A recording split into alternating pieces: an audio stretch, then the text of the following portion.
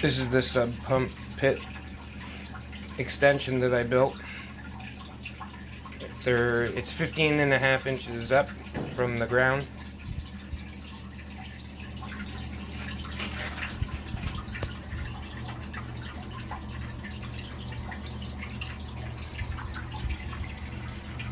This is my water line for my SJ10 Liberty backup pump.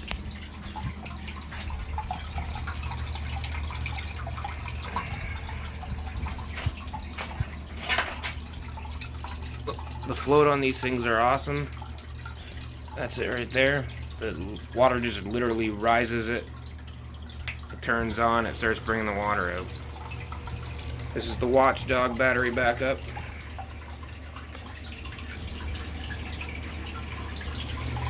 The Watchdog's not that great, it's not very powerful. And this is already the second controller that they had to send me because it already broke. The battery didn't work. I had to get a new one as well. And the attachment at the bottom here is broke on the Watchdog as well. But it's not leaking. Oh, and the check valve on the Watchdog actually busted too, so I had to put in my own. So now it kind of has two check valves here. On the main pump, I put the quiet check valve right here. This thing's really neat. When the water rises, it shoots up and you can see it. I'll keep it there for a second. It should rise any minute. Yeah, there it goes. It'll run for about 10 seconds now, it'll shut off. You can't even hear it when it shuts off.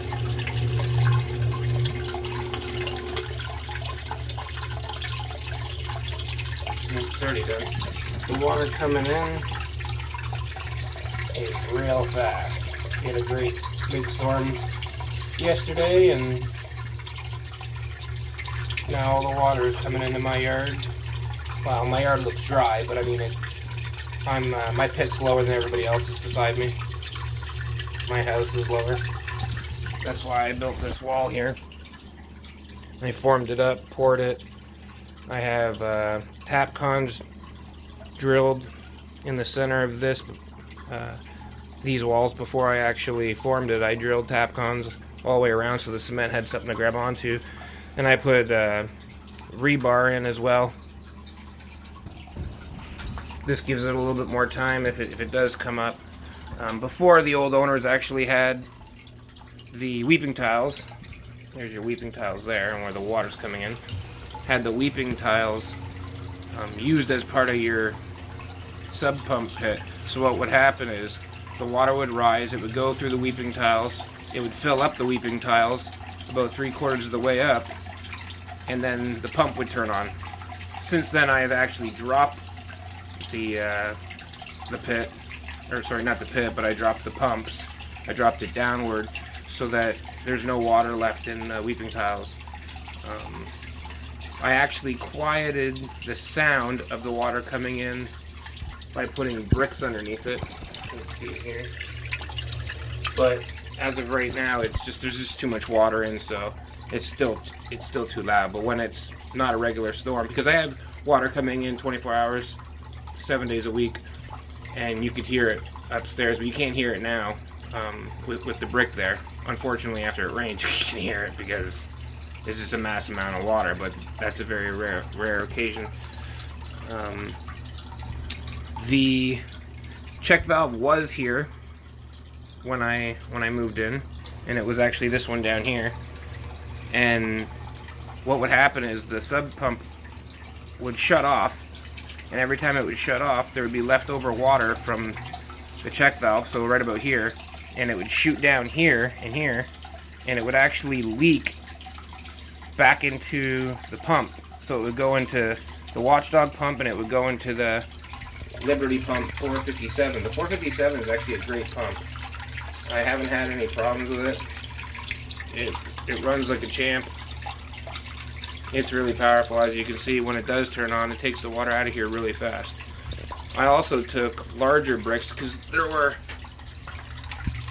I don't know if you can tell how big that brick is, but it's pretty huge. It's about 7.5 inches by about 5 inches, I believe. And regular brick that people put that wasn't here, they were just thrown all over the place. I'll tell you right now. Yeah, 7 inches, 7.5 inches by almost a foot. So I have two of those in here, and I actually cut off the corners so that I could fit them in side by side, just to get it off the ground a little bit. It's cement at the bottom anyway, so it doesn't really matter. But I like the idea of it having a little bit of rise so that the debris can fall around it. And then every once in a while I'll clean it up with a vacuum. Yeah, the water jet has a separate pipe coming up here. Then it goes into a Y here and goes out. The only thing that I would like to still do to this is actually take a discharge pipe on the outside of this, because right now it goes into a discharge pipe into a 4-inch pipe, scheduled 40, and then it shoots out into the ditch.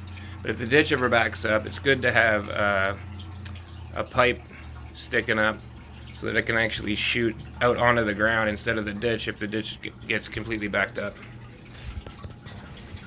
See, there it goes, it's turning on right now.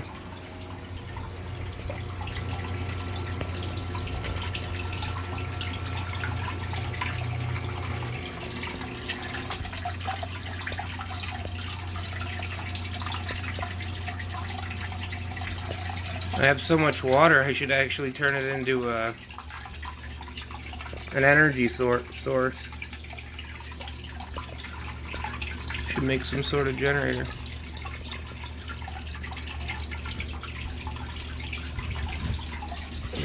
Anyway, this thing's bulletproof now.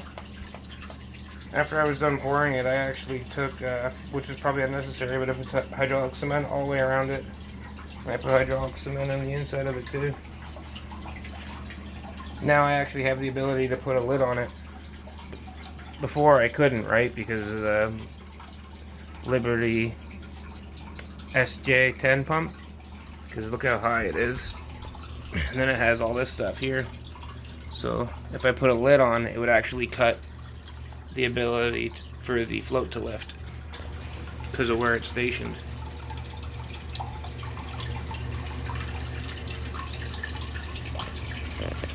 Anyway, I'll see if I can edit this video so it's not as long and boring, or maybe I'll just put the whole thing up.